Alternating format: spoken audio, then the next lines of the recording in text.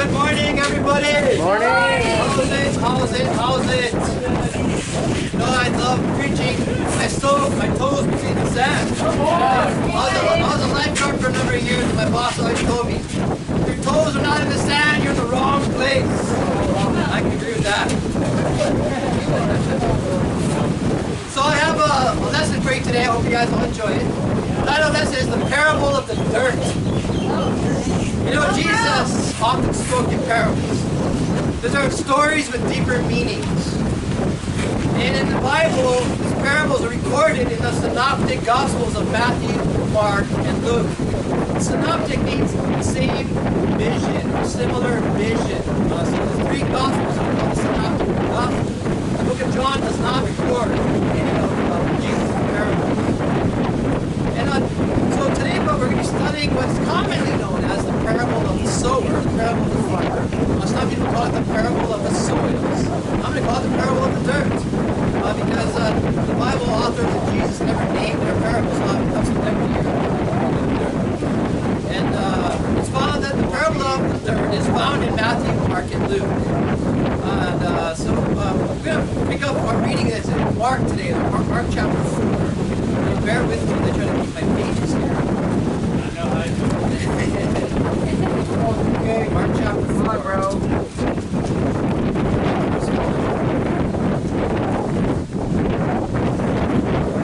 And this parable focuses more on the dirt than it does on the person sowing the seeds in the dirt. As we see in Mark chapter 4.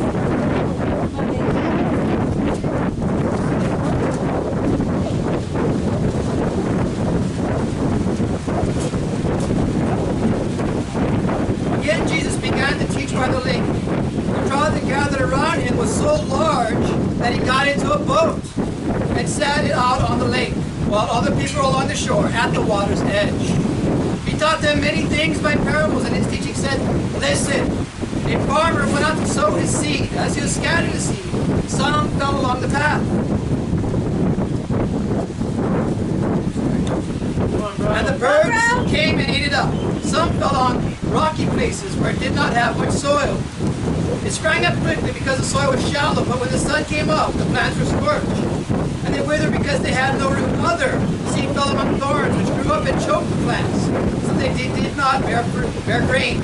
Still other seed fell on good soil. It came up, grew, and produced a crop, multiplying 30, 60, or even 100 times. So you can imagine here, Jesus, as if he was here. You know, he goes out on a boat and we're all standing in the shoreline and he starts teaching us. That'd be kind of cool. So you're at the beach with Jesus in the boat teaching. He's talking about this farmer who is sowing seeds. He's kind of just recklessly scattering these seeds all over the place.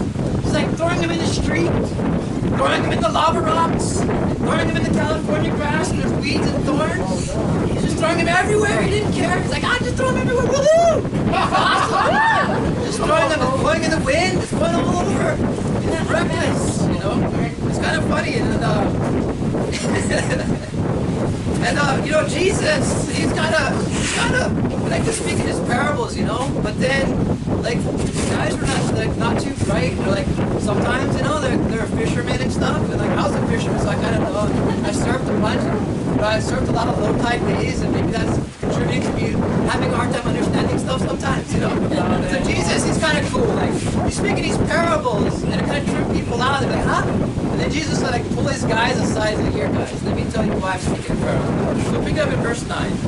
Jesus he explains why he talks in parables here. Jesus said, he who has ears, let him hear.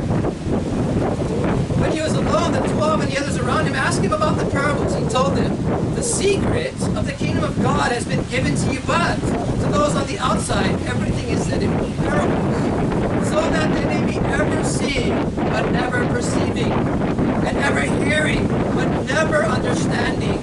Otherwise, they might turn and be forgiven. So the secret, he says, of the kingdom has been given to you, but for some people, not for everybody. Some people, they see it, but they don't know what the heck they're looking at. Some people hear it, and they read the Bible, and they just don't understand it. They can't figure it out what Jesus is saying.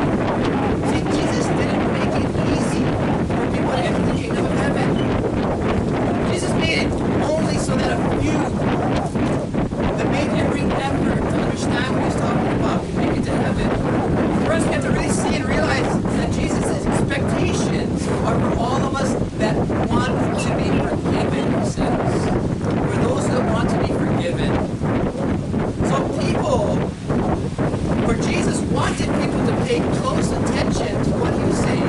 to obey what he is saying, to really seek after that truth, and put some effort and some time and some energy into figuring out what he was talking about. Jesus said the path to heaven is narrow, and only a few are going to find it. He compared it to a camel going through the eye of a needle. That's what he compared getting into heaven. He says he's not making his kingdom a place where anybody can just march right on in and do whatever the heck they want there. That's not what kind of kingdom this is. See, Jesus only wants true disciples who deny their feelings, who deny their emotions, who put aside their ideas and their own knowledge and their attitudes, and they leave that stuff at the door. Jesus wanted everyone to be forgiven, and he wanted us all today to listen closely so that we don't misunderstand him. Amen? Amen. So after Jesus speaks, or when someone reads the Bible, people should not only be reading it, but they should also be wondering and pondering in their minds and digesting and taking in what Jesus is really knowing. They should be trying and working with it. I've studied the Bible with all kinds of people for the past few years. And I've seen people that read the Bible to read the scriptures to them, and they have sometimes this glaze over their eyes. They're just kind of zoning out. And they're listening to me, and they're seeing what the Bible is saying. They're just pointing one ear and not the other, just kind of blocking it out. They're not really trying to think of it.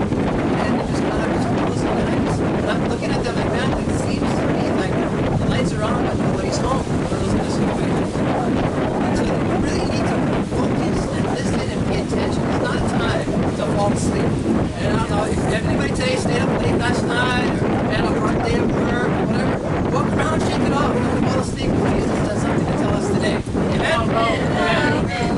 So it was very kind of Jesus to explain this parable to his guys. He didn't do that with all of his parables. Sometimes he just had to try to figure it out. But this time, Jesus is a cool guy. This is cool Jesus. Sometimes it's not cool Jesus. This is cool Jesus. Alright? Pick up in verse 13, and he explains the meaning of what he's talking about. Mark chapter 4, verse 13.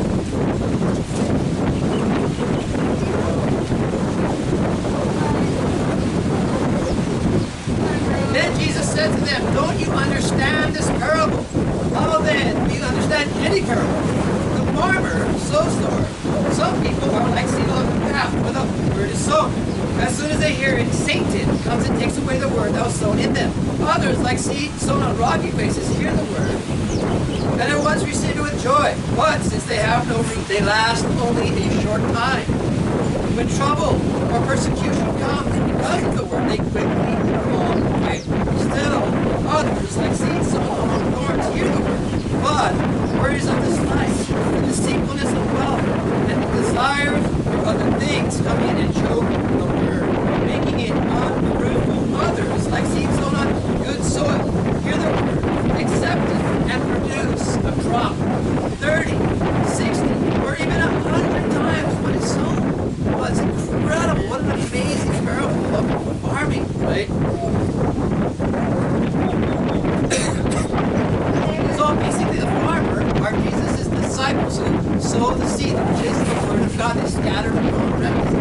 And that's what we as Christians, if we sow the words of God recklessly, we share it with everybody who's down to listen to us. The seed is the word of God, of course, being spread to mankind. The soil, or the dirt, is our hearts. That's each of us. And we all have different heart conditions at different times in our lives. So any of us can fall into any of these categories in our life. And so our different points are going to be the different kinds of dirt here. We're going to go to each one. Point number one, dirt or the devil. And so Mark 4 says, in verse 4, as they scattered the seed, some fell on the path, and the birds came and ate it up. And in the response, in the meaning of that verse 15, the Bible says, some people are like seeds along the path, where the word is sown. As soon as they hear it, Satan comes and takes away the word that was sown in them. So in essence, what he's saying here is that this person just does not respond at all to the word of God. The seed on the path does not grow any leaves, does not send down any roots, and it does not produce any fruit. The word of God has no effect on them whatsoever in their life. Someone hears the message and Satan just takes it away from them, steals it. say that these are people that are not in church. But that's not what the scriptures are saying. The scripture says that they hear the word. So attending church service does not mean that you are not the path. That doesn't mean that's not you. Reading the Bible, studying the Bible does not mean that you are that kind of heart or response heart. It simply means that you did not respond to the words of the Bible Jesus is teaching. Let me ask you guys a question. What is the gospel designed for? It's designed to give us faith. To give people faith. The Bible says in Romans chapter 10, verse 17, consequently, faith comes from hearing the message, and the message is heard through the word about Christ. So the gospel is to help people that have little or no faith. It's to help young Christians that just got saved to stay faithful in their new faith journey. And I want to lift up Mike Beckstead. He just got baptized a few weeks ago. The word of God, the gospel, is meant to help him to stay faithful for the rest of his life, to help him to grow in his faith. It's also to help the middle-aged disciples, those of us that have been around for a number of years, to continue in the battle, continue on and not give up. We have Melissa and Nicole, they have been baptized about a year ago. Logan as well. He just made 1 year spiritually. The gospel is designed for him to continue to grow in his faith and to stay faithful. It's also to help older disciples that have been around for a longer period of time to stay faithful and not get disheartened or to continue putting their hope in Christ Jesus. Brian is younger than me, but she's been around for a while. The seed along the path is those who come to church, who study the Bible, they hear the commands, and they don't become Christians. The path also may be people who grew up hearing the scripture but do not make a personal effort to obey the scripture. See, being a Christian is not for everybody. It really is just not for everybody. You know, people rejected the message of Jesus 2,000 years ago when Jesus walked the earth. And when the first century Christians spread the seed recklessly everywhere, they rejected it today as well. You know, in Acts chapter 2 and verse 36, the Bible says, therefore, let all Israel be assured of this. God has made this Jesus, whom you crucified, both Lord and Christ. Peter spoke this message at the very first Christian church service 2,000 years ago. He was speaking to a crowd of perhaps 250,000 people or more. Only 3,000 people responded to the message that day. Only 3,000. The rest of the seed was recklessly scattered into the street, onto the path, and the turkeys ate it up. The devil came and ate it up. It says the birds came and ate it all up. What a waste that was. You know, if you read your Bible, you'll see that Jesus prophesied about from Genesis all the way on through the Bible. So these people that Peter was speaking to here, they were waiting for Jesus. They read their scriptures. They came to church, and they're waiting expectantly for Jesus.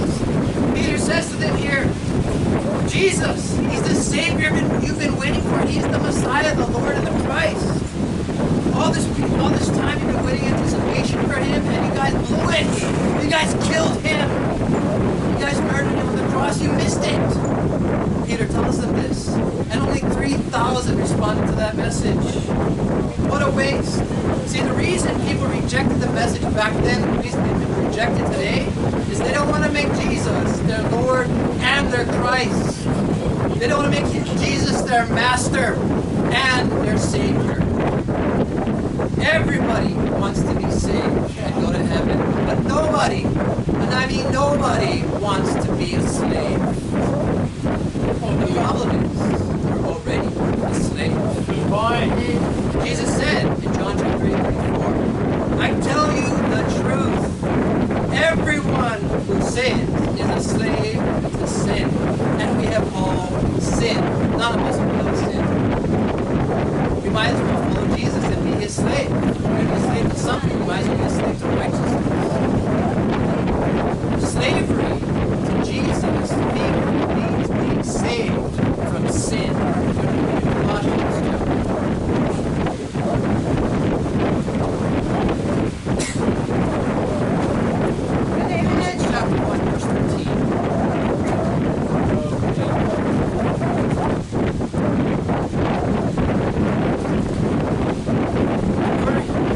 rescued us from the dominion of darkness and brought us into the kingdom of the Son he loves, in whom we have redemption, the forgiveness of sins.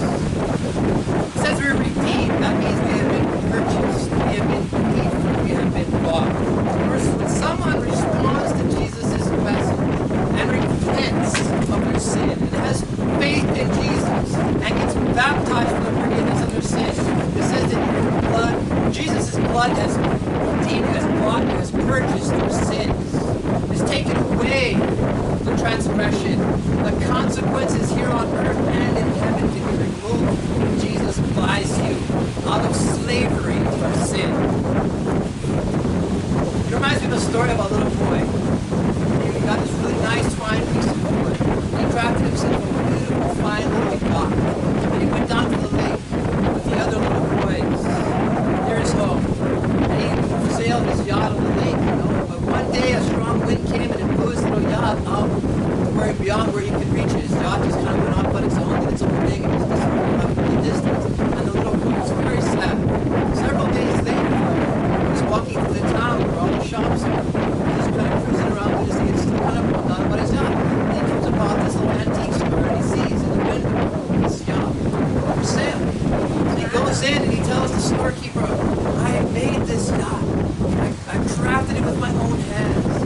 And it got lost and wandered off on its own. May I please give it back? The shopkeeper says, no, you must buy it. It's mine now, and you have to buy it back. The little boy went away sad, but he went home, busted out his piggy bank, scratched it on the ground, he counted out his money, everything he had. Everything he had. And he took the money, went back to the shopkeeper, and purchased. So he got back. He went away, extremely happy. You're twice mine, he exclaimed. I made you, and I purchased you. When you hear the teachings of Jesus, respond to it. Get free from your slavery to sin.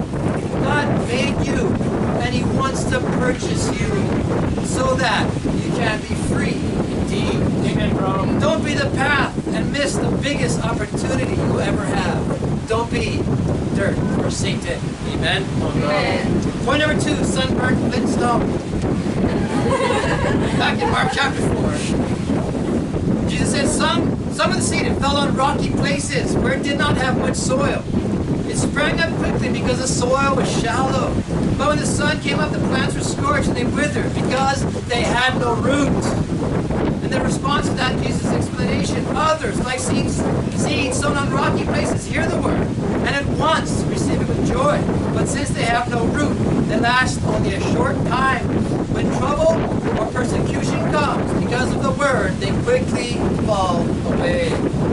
So Jesus here speaks about this issue of someone's heart condition, some shallow soil, too many rocks, and getting sunburned.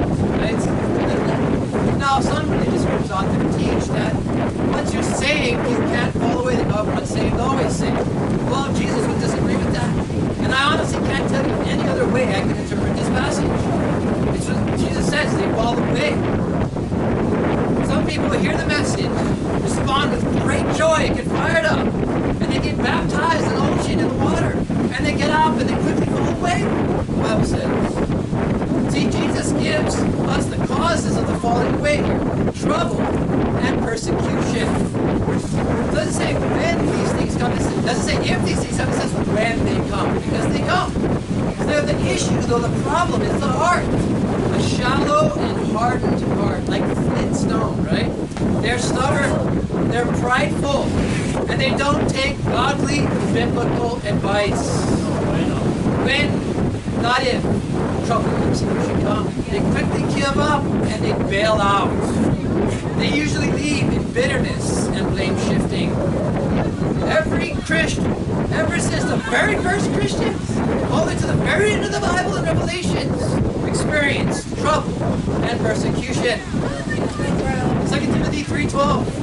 In fact, everyone who wants to live a godly life will be persecuted. Sounds like a promise to me. Jesus said it as well. John chapter 16, verse 33. I have told you these things, so that in me you may have peace. In this world you will have trouble. But take heart, I have overcome the world. Take heart. Sounds like another promise to me. See, this can help you understand true Christianity. The walk specific to disciples of Jesus Christ. Sometimes, when someone rubs us the wrong way, we can all come apart and come all undone. We fall apart, bust out. Wow, what was me? See what they just did to me? It's not fair, don't you know who I am? I put all my time and everything into you. Wow, man. You freak out. You can get hurt. You study the Bible with someone, and they walk away from the truth like the seed of the path. Satan steals it from them. We get super bummed out, right? When our family, our friends, and our co-workers, they talk stink about us behind our back. We get all torn up, undone. But it can get so much worse, can't it? Those are levels of persecution that they happen to us, and I'm not going to lie, I get affected by these things, and they happen to me. I get someone spread a rumor on that I'm a leader of a cult here in Kona. Wow! I want to fight the guy, you know? Amen, I did it. Great for him, you know? You know, in the Philippines recently, that there was a busload of these Christians that are traveling through the countryside, and they got run off the road by some terrorist Muslims, and they pulled them out of the bus, tied their hands behind their back, and executed them with a machine gun. There are pictures on the internet of it. It's disgusting. That's true persecution. That's bad. Would you come undone if that were happening here? I would. But I have to follow Jesus no matter what. You don't fall away because of minor persecution or major persecution. We're going to the Philippines. I'm not stopping. They're not stopping me. I'm going. I'm going to preach the word wherever I go. You know, you may not be a horticulturalist or a botanist or a plant expert, but I mean, what happens when you try to grow a plant with no sun? What happens? It doesn't grow, right? It doesn't work out. It's like stays the same or doesn't sprout. It doesn't work out. Plants need sunlight to grow, and so do Christians. The sun is the persecution in this parable. The trials, that's the sun. It scorches some and causes others to grow. Amen? You see, as Christians, we need sun to grow. And trouble and persecution should cause us to grow in our faith, grow in our convictions. We gain wisdom and understanding and discernment so we can help people in these situations in the future. We should cause us to get scorched and hurt and get all sad and mopey and bail out. It should cause us to grow stronger in our faith. Amen? Yeah. So why does it scorch others? Why do some people just get scorched and fall away? Mark 4, verse 5 says the soil was shallow. They had a shallow heart. They are not rooted. They have no roots. That's why they get scorched so easily. People that are shallow and have no root tend to trust in themselves, trust in man, rather than trust in God. Amen? Jeremiah chapter 17, the Bible is going to show us that God says that people that trust in man, people that trust in themselves are cursed. Jeremiah chapter 17, verse 5.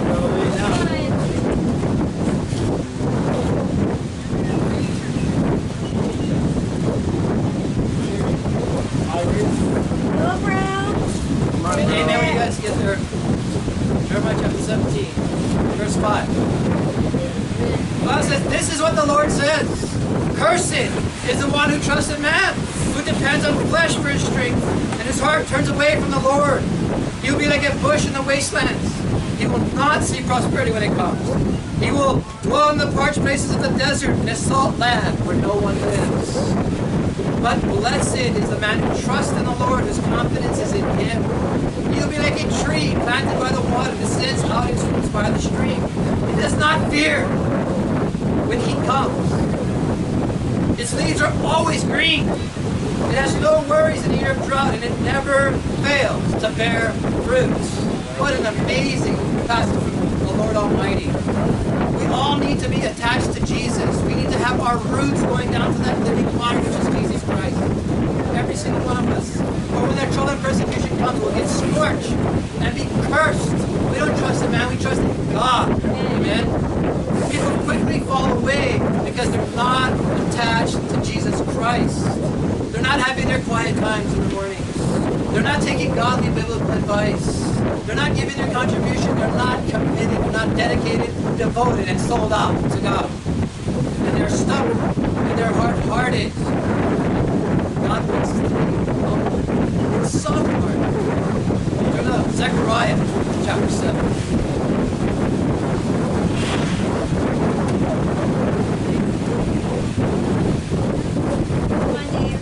Zechariah chapter 7. Be humble and soft-hearted. God wants us to treat each other in certain ways. He spells it out.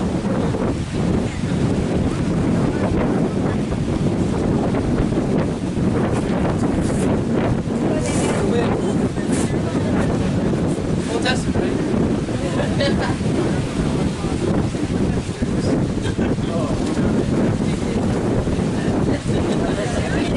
Zechariah chapter 7.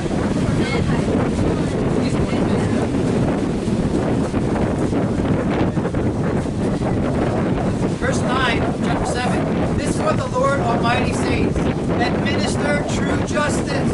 Show mercy and compassion to one another. Do not oppress the widow or the fatherless, the alien or the poor. In your hearts, do not think evil of each other. Even Jesus, our God tells us right here what to do. He commands us to treat each other in a certain way, with mercy, and with compassion, with genuine love for one another.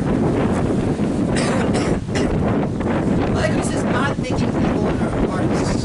I think a lot of times we can kind of get that secret sin in our hearts, bitterness and grumbling. Maybe it's not coming out your mouth, but it's in your thoughts. And you have this bad heart towards people around. It can be anybody walking in the streets, the homeless, the bad running, drugs. You can have a bad attitude, a bad heart about them, those kind of people. But it also can happen in our church family as well. Someone's not behaving the way you think they should, or they did this, or they said that, or whatever it may be. We can have this negativity in our heart, and it's bitterness in our heart. You know what they say about bitterness? It's drinking poison and hoping it kills somebody else. It's only hurting you. Bitterness only hurts you. We don't think evil of each other in our hearts. That's what bitterness is. It kills you. Nothing else. And the person doesn't even know you're mad at them. They don't even know what's going on. They're all happy. Running around. You're all mad. You know what I love about the Bible says here about helping each other with their physical needs, right? It says having compassion on the widows and fatherless. And that's what I love about the benevolent arm church. Austin talked about it a little bit earlier. Our mercy, right? We're having our mercy day coming up in a couple of weeks here. That's an amazing opportunity for us to show the community that we love them. And I think a lot of times we can get hung up on this thing where we don't want to help people with their physical needs, but only their spiritual needs. But Jesus shows his true love for people by helping with their physical needs and showing that he loves them. And then he helps with their spiritual needs as well. So we want to help people with their physical needs, and that's what mercy is all about. It's not about going over there trying to save a bunch of people and doing Bible studies. It's more about helping the physical needs in our community. And the little theater is having a beautiful play coming up, which of course my daughter's in. And no conflict of interest there. And we're going to do an event there to help them out, beautify their property there, so that the kids can have an awesome play. It's super encouraging. And in that way, we show the love to our community. And we shouldn't just do that one day, we should do that all the time as much as possible. Amen? Amen. Let's see what makes God angry, because this is what pleases God, right? We'll continue reading and see what makes him angry. In verse 11. But they refused to pay attention stubbornly. They turned their backs and stopped up their ears. They made their hearts as hard as flint, and would not listen to the law or to the words of the Lord Almighty, and sent by his Spirit to the earlier prophets. So the Lord Almighty was very angry. When I called, they did not listen. So when they called, I would not listen. Says the Lord Almighty, I scattered them with a whirlwind among all the nations where they were strangers. The land was left so desolate behind them that no one could come or go. This is how they made the pleasant land desolate. Stubborn, hard-hearted people make God angry. They will fall away. When they fall away, things go badly for them. life is left desolate. The Bible said God will leave them that way. If they call out to Him, He won't even listen to them because they didn't listen to God. It says they made their hearts hard like flint. You guys know what flint is? They use it for sharpening knives. It's a flintstone to use for making spark and striking. It makes a spark and start a fire. That's a flint. It's so hard, nothing can grow on it. We like trying to grow seed on the cement, or on a black lava rock in the hot desert sun. Put seeds on that, nothing will grow. Nothing will grow. God's word does not penetrate through a hard and stubborn flintstone. So it's been all sunburned. Doesn't get through it. It's black and desolate. So good. The challenge for us, it says the challenge for us to be deeply rooted in the Bible, in Jesus' teachings. Don't be stubborn and rebellious towards godly people. Right? Don't let the hard times scorch you and cause you to have a hard heart. Seeds will grow in that hard heart. God's word won't pierce that hard heart. Have a humble, soft heart, compassionate, kind, and merciful. Point number 3, strangled to death in the mud. Back in Mark chapter 4, verse 7, Jesus said, other seed fell among thorns, which grew up and choked the plants, so they did not bear grain. And in response, in verse 18, it said, still others like seed sown among thorns. They hear the word, but the worries of this life, the deceitfulness of wealth, and the desires for other things come in and choke the word, making it unfruitful. So the Bible is talking about seeds that didn't grow up, which talks about most disciples that grew up in the Lord, right? But these kinds of particular plants are getting choked out, and they're not bearing any fruit in their life. They're not helping people become Christians. They're not baptizing. They're not any kind of Bible studies. They're not displaying the fruits of the Spirit of love and kindness and joy. They're doing none of that. They're completely unfruitful. You guys ever go outside of your house? Like, I know I drive around. I do gardening and landscaping, right? So I drive around town and I notice people's plants in their yards and in the landscapes and the parks, etc. And I always get bummed out when I see a nice, beautiful bush or tree that's supposed to be producing good fruit with thorns and California grass and vines all over it. That bums me out. I don't like seeing that. Makes you want to pull over and yank the stuff out, right? The other day we were at work, right? In Austin and Melissa, and we have this native Hawaiian plant zone in the park that I take care of. There's all these beautiful native Hawaiian plants, some of them rare and endangered. And so what happened was some vines, some thorny vines started taking over the area and overlapping and covering the plants. And it's causing them to stunt their growth and not be fruitful. So we had several kinds of plants. We have one called mimosa, another called desmodium, and another called heterocentrum.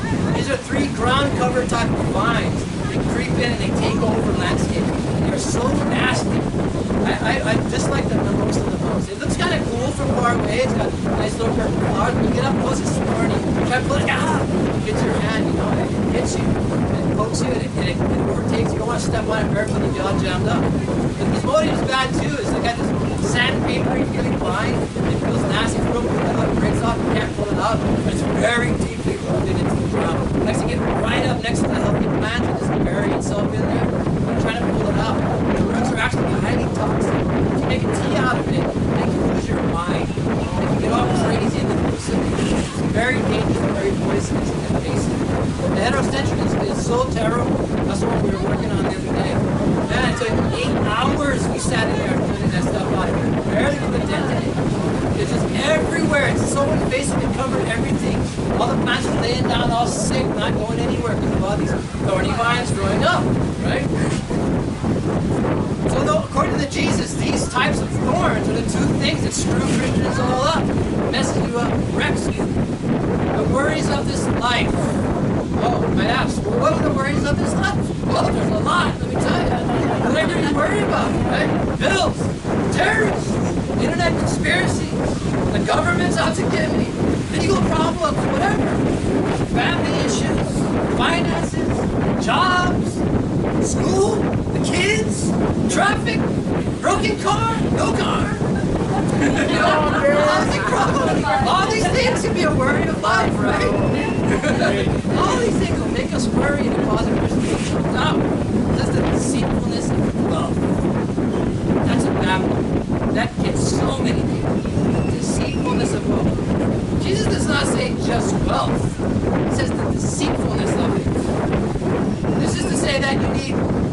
the Oakleys to be happy. I have the nicest shoes that everybody think I'm cool, you know? You know, if I have this newest iPhone, I'll be connected, everything I have is status. You need something to be truly happy, right? That's behind all the marketing and the advertising that goes on. If you have this, you're going to be awesome. If you wear this designer clothes, you're going to be amazing.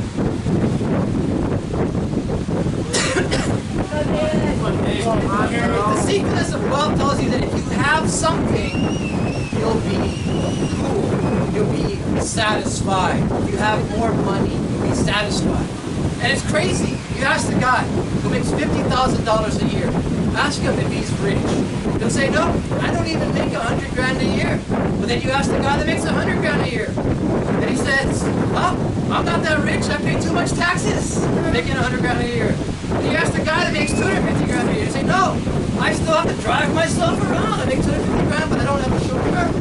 You ask the guy that makes $1 billion a year, and tell him, oh, no, I'm not rich. I don't even own this jet. I just rent it. Money doesn't make you happy. You just want more. See, we look at ourselves and we compare it to others that have more than us and we feel poor. We feel like we need more.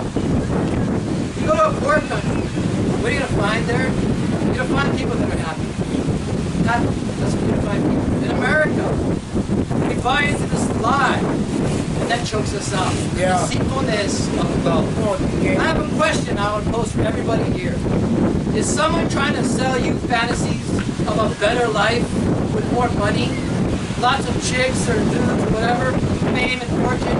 Someone trying to sell you a fantasy? You're about to get strangled to death on the mind. Lie, deceitfulness, wealth. It's not the greed of money, it's the desire for other things, the Bible says. The desire for more. You know, the desire for other things may not be bad. It may be a good and a noble thing. Maybe a new business or a great job, a dating relationship or a marriage. But it can be bad. The desire for other things, if it gets in the way and distracts you from seeking first God's kingdom and His righteousness, and that desire for other things is evil. Yeah. They need to put it aside. My challenge to you today, don't let anything or anyone distract you from following Jesus Christ. If there is anything in your life like that, or anyone in your life like that, cut them off right now. They're selling you a fantasy. They're trying to kill you and strangle you to death in the Bible. Point number 4, closing. Miracle grows soil. The fourth final seed, the awesome one, right? The soil rather, the dirt. It says still under seed that fell on that good soil. It came up and grew and produced a crop. Some multiplying 30, 60, or even 100 times. Jesus responds, it's like those people throwing good seed, they hear the word, they accept it, and they produce a crop, Jesus said. 100 times up to even what was sown in them. It's amazing. These are true disciples of Jesus Christ. This is who we are. This is what we do as a church, as a movement. Not just here in Kona, but everywhere around the world. Yeah.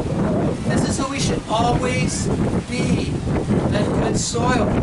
Jesus said in Matthew 28, go and make disciples of all nations. Yeah. Multiply. If we're not producing, if we're not multiplying, then we are not a true Christian. Yeah. It's all about the heart. It's all about the heart. You know, the miracle grows of random spotting soil. They find soil to grow stuff in. And it's amazing stuff. It's incredible. It really is a miracle, I tell you. It's got the perfect pH balance. It's got all the right nutrients and minerals in it. It's got nitrogen and phosphorus and sulfur in it. It's amazing stuff. You plant something in there and it's going to grow. It's going to take the root. The seeds are going to, the root's going to go down. The plant's going to come up. It's going to produce amazing, beautiful flowers, fruit, or whatever you planted it. And it's awesome stuff. It's amazing stuff. And you know, the best thing about it though, there's no pests in there. There's no bugs in there. There's no diseases in there. It's pure. Pure. So you put your hand in it, you sink your hand into the bag, you scoop some on, you look at it, you feel like maybe you can eat it. It's so awesome. It doesn't even feel like dirt. No. It's like nice stuff, you know? Take a scoop of the dirt, around the dirt over there, look at the dirt. It's dirt. My feet are dirty over here. This is the dirt. This stuff doesn't feel like dirt. You just kind of grow something in that. Grow a bunch of weeds. Guaranteed California grass on the way. Guaranteed. All the seeds and the pests are all in there. Pure heart is what Jesus is. In Matthew 5:8, Jesus said, "Blessed are the pure in heart, for they shall see God." Wow.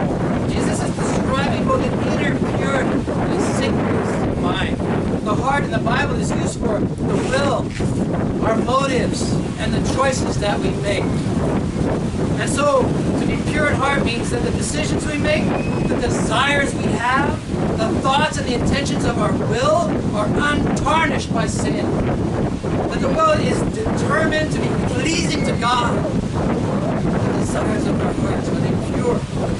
You know, helping our friends, our families, our co-workers, and our neighbors and our communities around us to become Christians is pleasing to God. And how do we do that? We scatter the seed recklessly. We throw it wherever we want. Whatever you want to do, just take it and throw it out there. Some of it's going to land here, some of it's going to land there. Some of it's going to land on the hard ground and not grow. Sometimes it'll be thorns. Don't freak out. It is what it is. Scatter recklessly and have a pure heart yourself.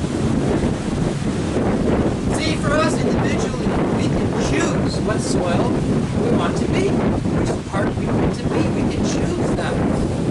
We don't need to be a seed along the path. When Satan comes in and steals the word because we don't respond to what the word says. We don't have to be that. Don't let Satan steal that like some big fat ugly turkey in a pool. Don't let that turkey take it from you. Hear the word. Understand the word. Respond to the word. We don't have to be disciples that drift and fall away with the kind of persecutions and trouble. We can remove the rocks and the distractions that get in the way of us living our quiet time with God every day. Get deeply rooted in the scriptures. Attach yourself to Jesus Christ. We don't have to be choked out by the thorns of life, the deceitfulness of wealth, and the fantasies that fools try to sell us of a better life outside of being a Christian. Just need to make a decision to seek first His kingdom and His righteousness, and remove everything that distracts us.